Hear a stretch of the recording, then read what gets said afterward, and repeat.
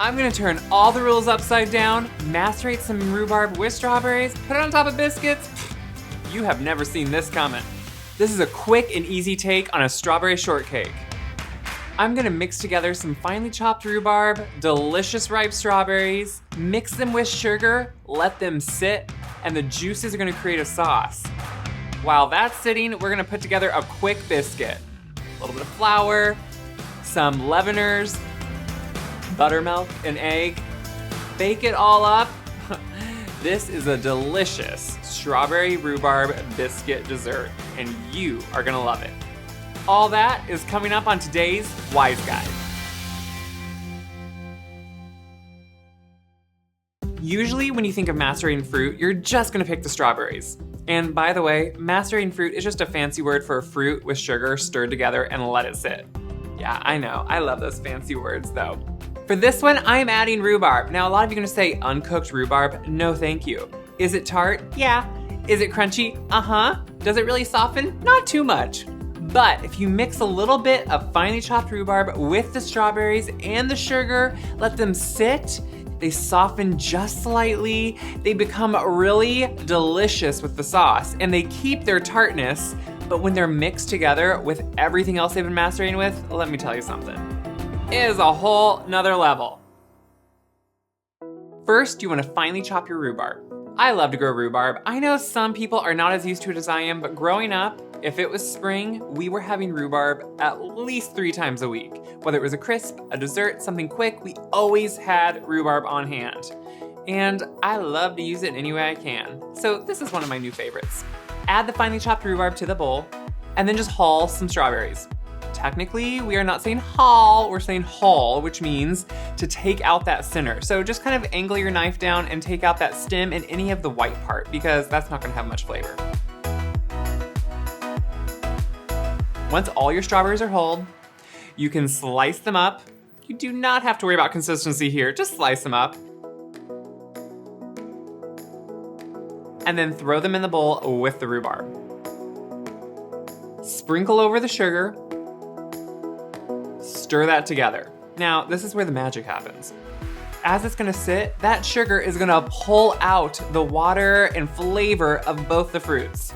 And it's gonna create a sauce and also kind of tamp down that tartness of the rhubarb. Okay, not completely tamp it down. It's still gonna be tart, but it kind of mixes really well with that sweet, tart, crunchy thing. Just set that aside and then we can make our quick biscuits.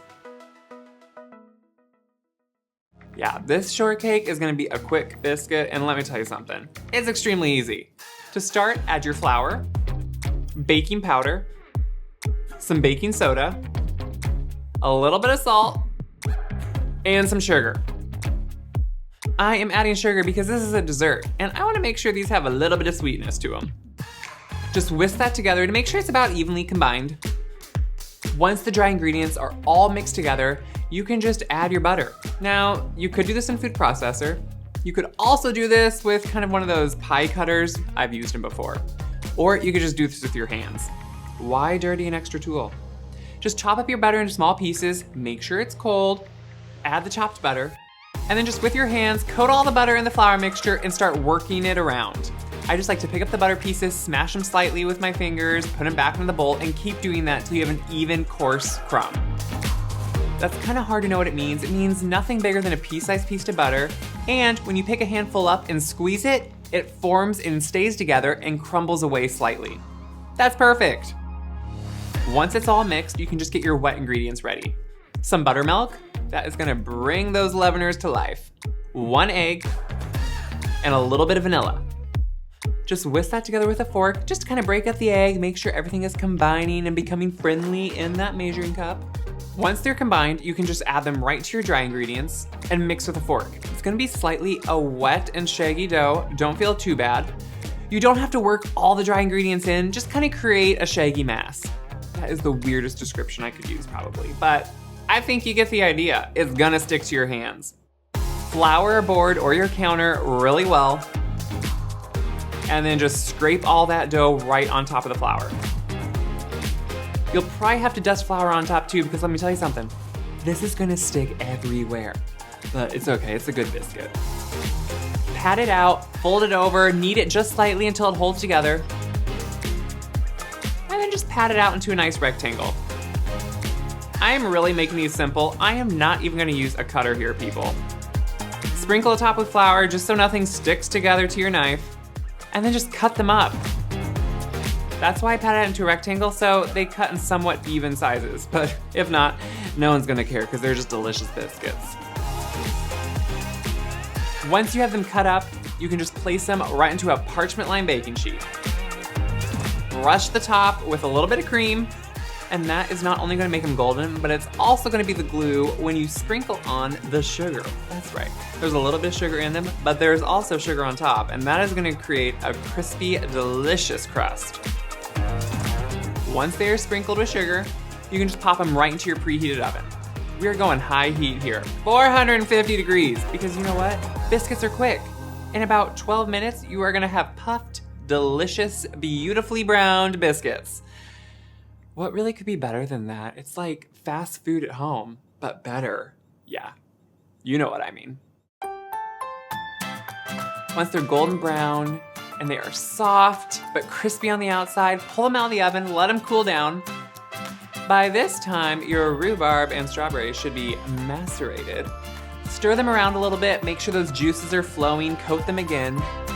To finish off those strawberries and rhubarb though, I like to drizzle on a little bit of limoncello. I use it just pretty much anywhere I can think of during the summer because it's like summer in a liquid. It is lemons, it has some alcohol, so obviously it's good. It brightens everything up. If you don't use limoncello, just squeeze some lemon on to bring everything out. Stir it together, and once your biscuits are cooled, you don't want to do it when it's hot or they're just gonna soak up all the juices too much. Slice that biscuit in half. Spoon on some of the delicious macerated fruit. Put the top on top. If you really want to go the extra mile, drizzle on some of that liquid. And then dollop on some freshly whipped cream. This is honestly like my childhood. Whipped cream, macerated fruit, especially those strawberries that are just coming into season. Guys, this one is for the books. This is a brand new take on rhubarb. It's probably gonna stretch your mind a little bit. The crunchiness will be different than you're used to. The tartness will still be there, but mixed with the fruit and the sugar. Whew, you guys, this is gonna be a good one. If you agree and like this recipe, make sure to click like, share, subscribe. And until next time, let's make some biscuits.